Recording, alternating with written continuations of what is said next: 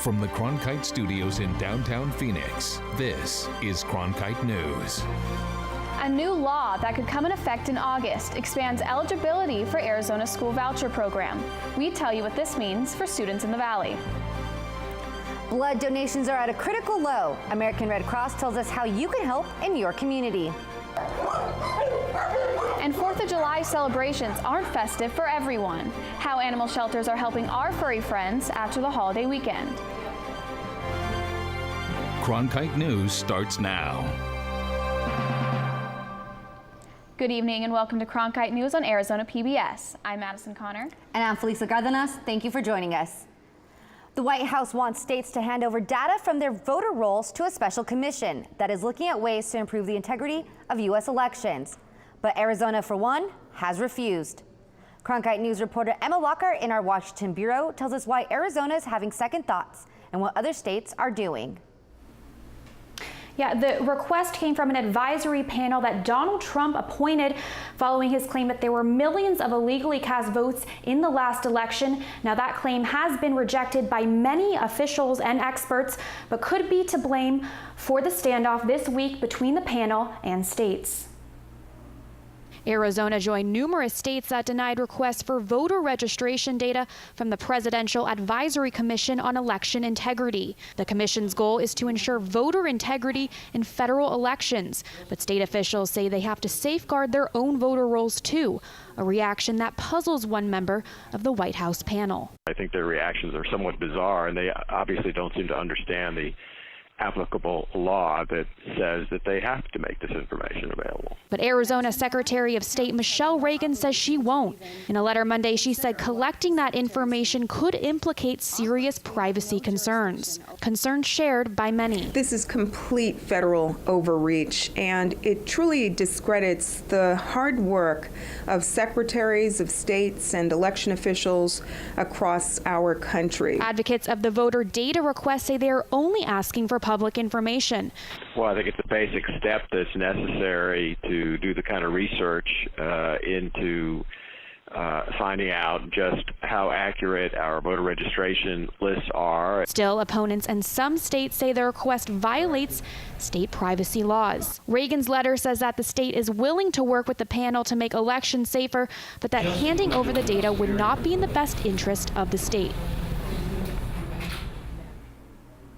We checked with the National Association of Secretaries of State that said as of today, there are still a handful of states still considering the request, but a total of 44 states, including Arizona, are still saying they will not provide all data. Live in Washington, Emma Lockhart, Cronkite News. Cronkite News also reached out to Maricopa County Recorder Adrian Fontes. He says he hasn't received any requests from the commission yet, but if it allowed under Arizona statutes, he will comply. I did see the request that was refused by the Secretary of State.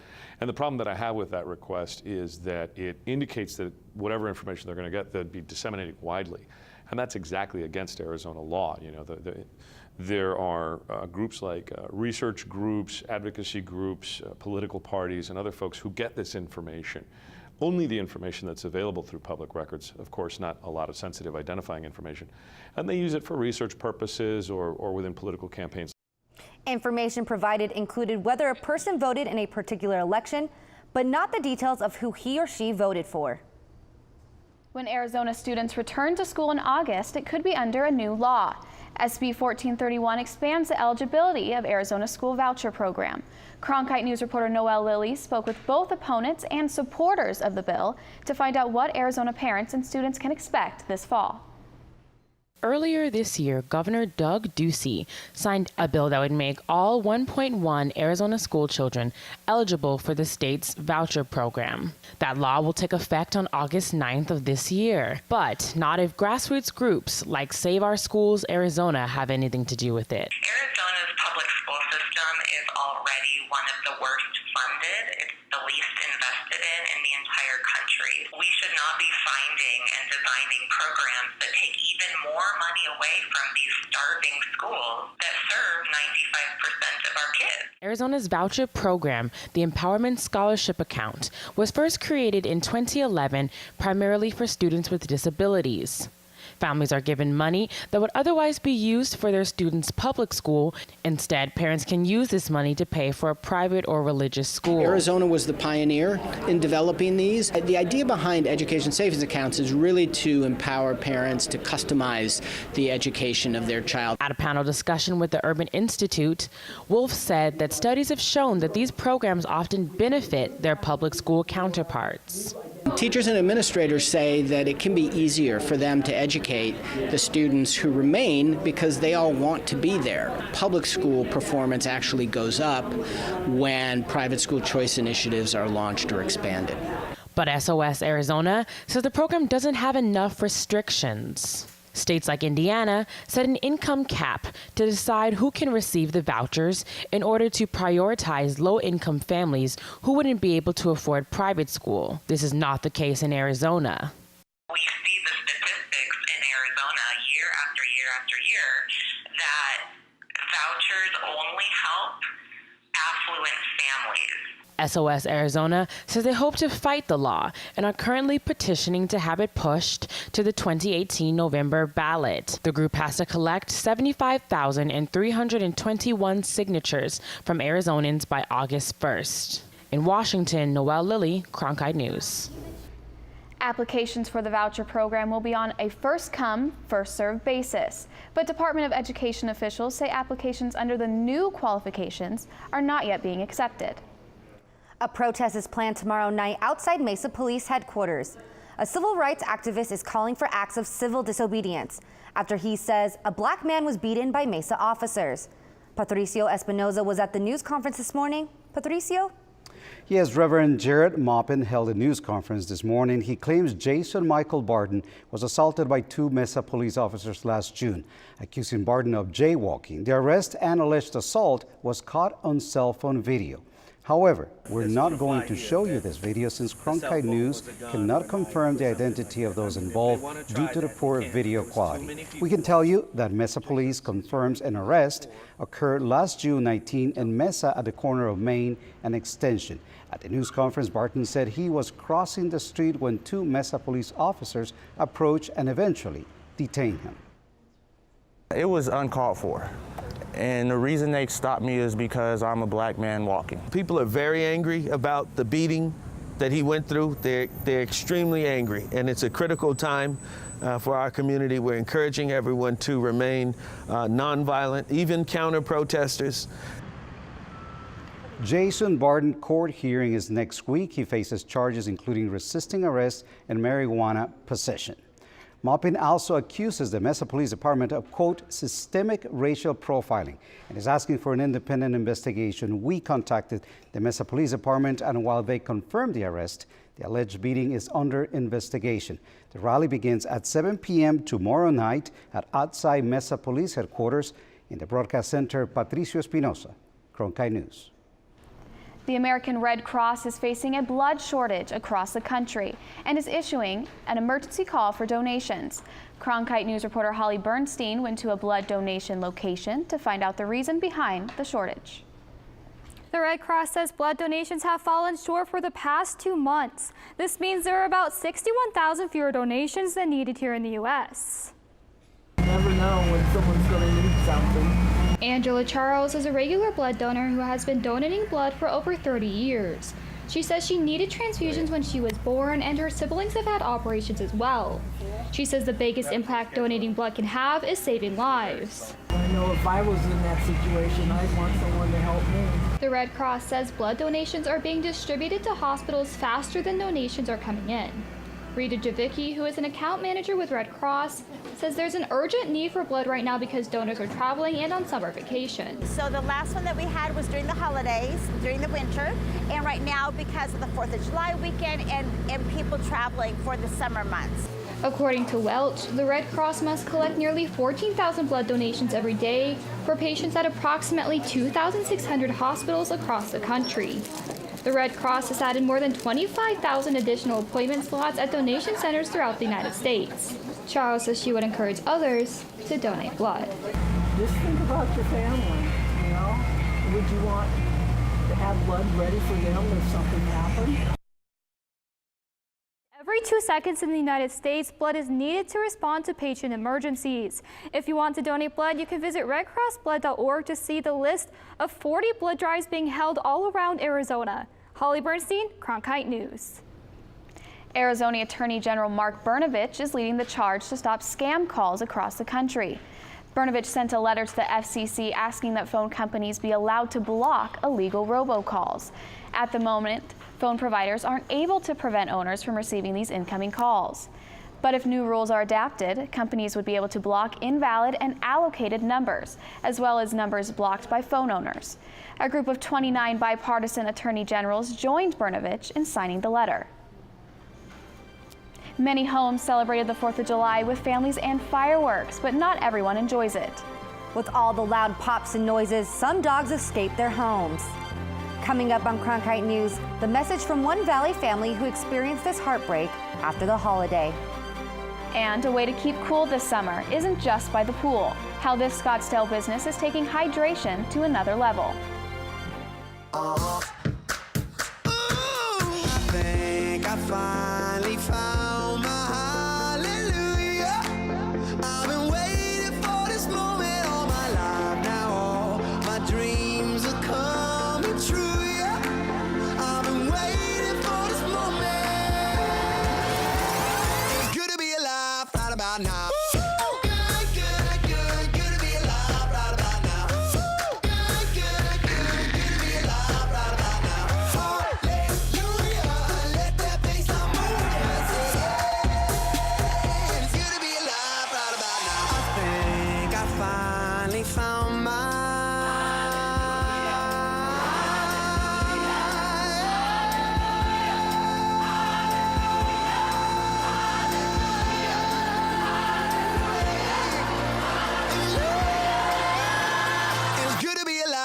About now.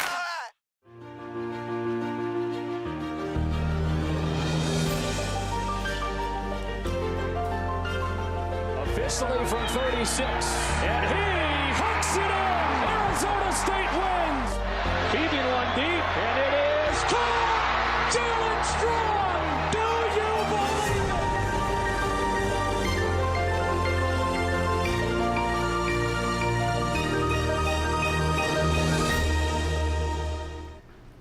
Senator John McCain took his 4th of July festivities overseas and paid tribute to those who serve our country.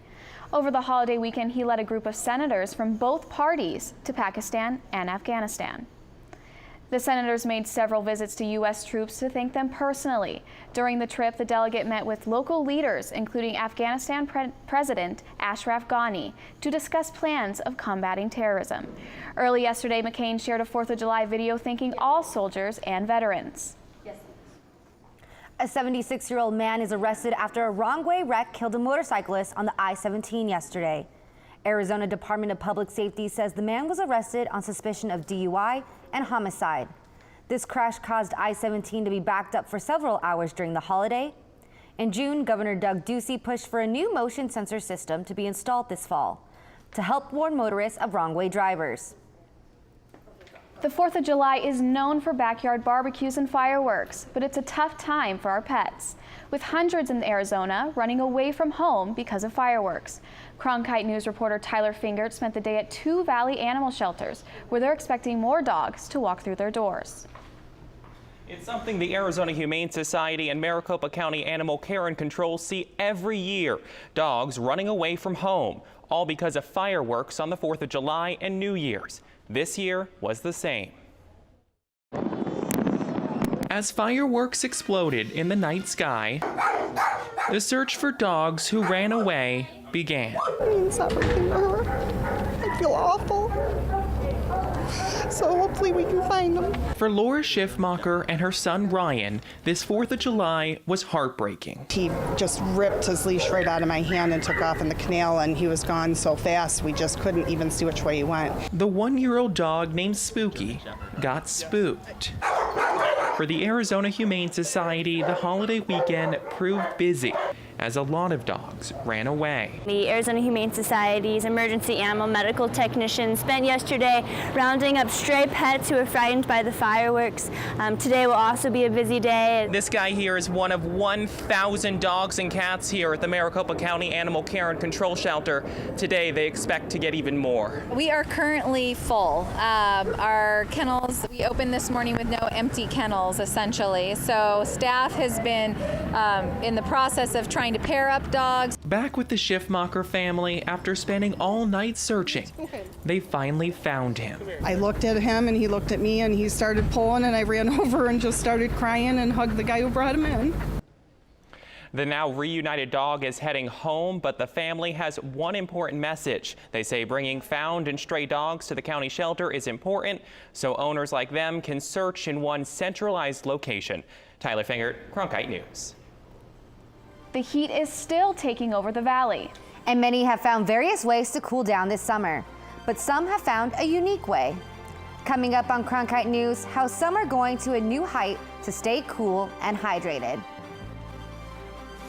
And we have monsoons coming up and an excessive heat warning coming up.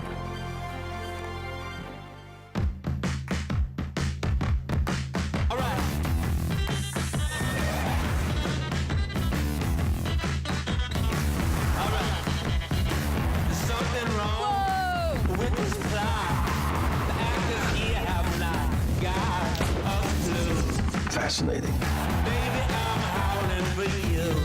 You know, sometimes I wish I wasn't so beloved. Can't you see?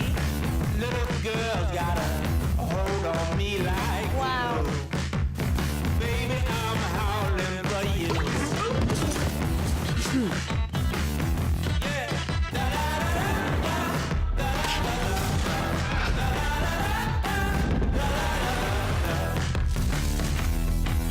It's literally one for the history books. Enjoy.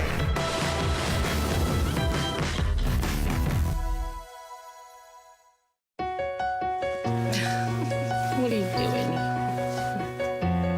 Possibilities. Your day is filled with them. Reach up, energy in the fingertips, collapse. TV, play Downton Abbey. And PBS helps everyone discover theirs.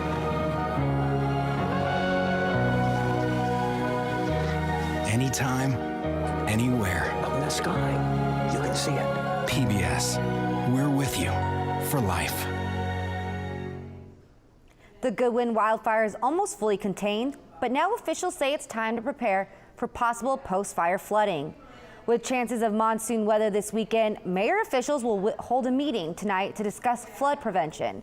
Officials say containment of this fire would have been sooner, but firefighter aircrafts were grounded after another civilian drone flew over the fire.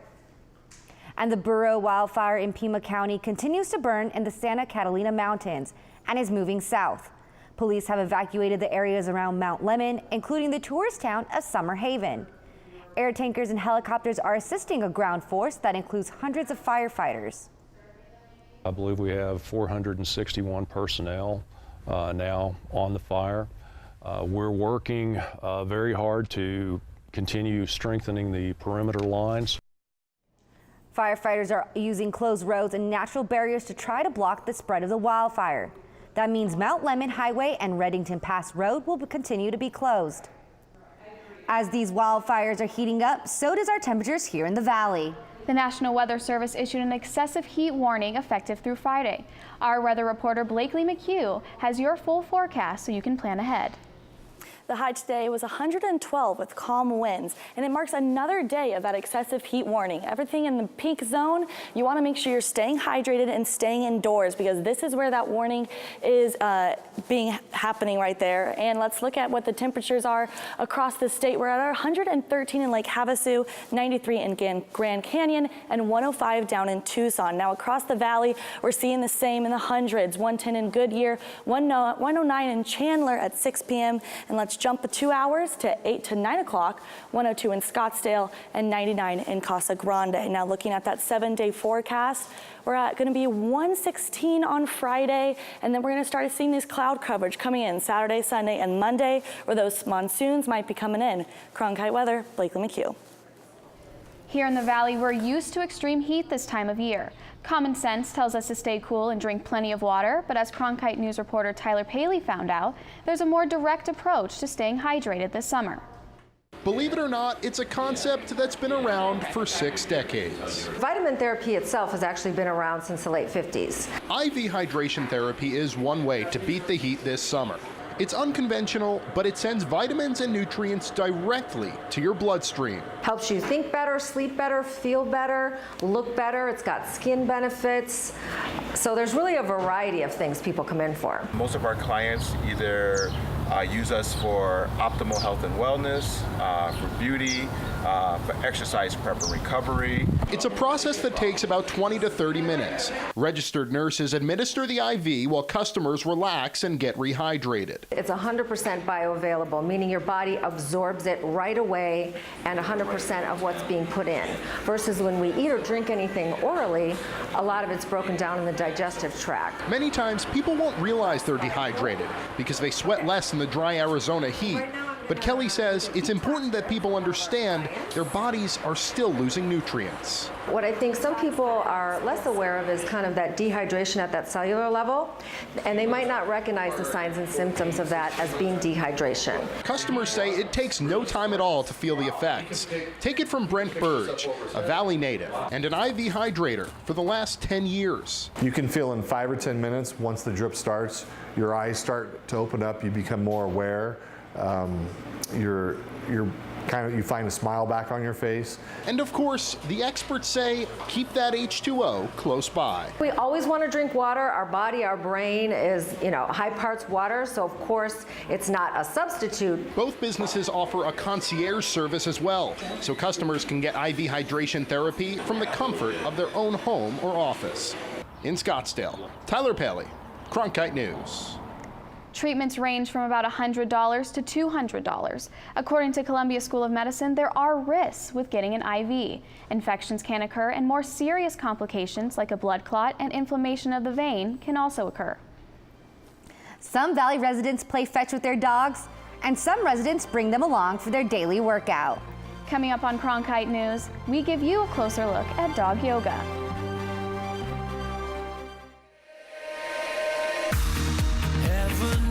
You're a dreamer. Don't hide it from anyone. Don't hide it from anyone. Hey, would you believe me if I said we are here for a reason now? This is our life. This is what counts. This is for us. I will go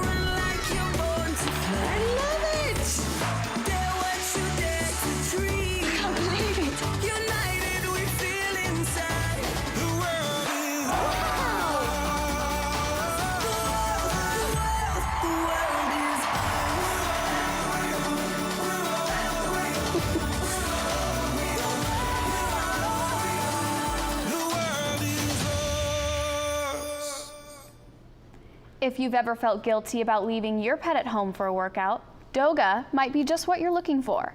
Cronkite News reporter Andrea Boyd tells us about the new popular practice. And I tried all kinds of healing, and it wasn't until I got on the mat with my dogs that my life started to come back together. It was so healing for me. I came back to life. Amy Hyatt is one of a growing number of devotees to yoga with dogs, or Doga, which originated in 2001 with founder and creator Susie Teitelman. She developed the first Doga studio in New York City. Now it has spread and is especially popular in places like Phoenix and Los Angeles. I was doing yoga and I was going to class every day. And I just, in the back of my mind, just was thinking, I want my dogs. Why can't my dogs be in class with me? Hyatt is a popular Doga instructor and a passionate believer in its healing powers. Being in these environments, I just slowly, I gradually started to heal. And I never wanted it to stop. Yes, I do a practice without them, but it's better with. It's more healing. I always tell my friends about this who have dogs of any age, size, breed, whatever, to come and try this because it's just such a great experience to do something with your dog that is both beneficial to you and your dog at the same time. I'm not looking to do the next, gimmick. Oh, let's do Doga and, go wild. I don't care if you can do yoga or not, but everybody can stretch a little. Everybody can breathe and touch. That's what Doga is for me. In Los Angeles, Andrea Boyd, Cronkite News. Cronkite News is proud to be the news division of Arizona PBS. Here's what's coming up on Arizona Horizon and PBS NewsHour. On the next Arizona Horizon, we'll talk with ASU law professor Paul Bender about the major cases decided by the U.S. Supreme Court in its latest session, plus what impact new Justice Neil Gorsuch has had on the court. That's the next Arizona Horizon.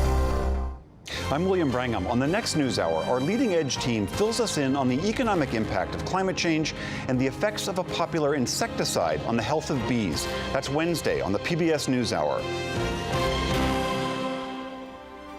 That's it for Cronkite News tonight. Thanks for joining us. For top Arizona stories anytime, go to cronkitenews.azpbs.org.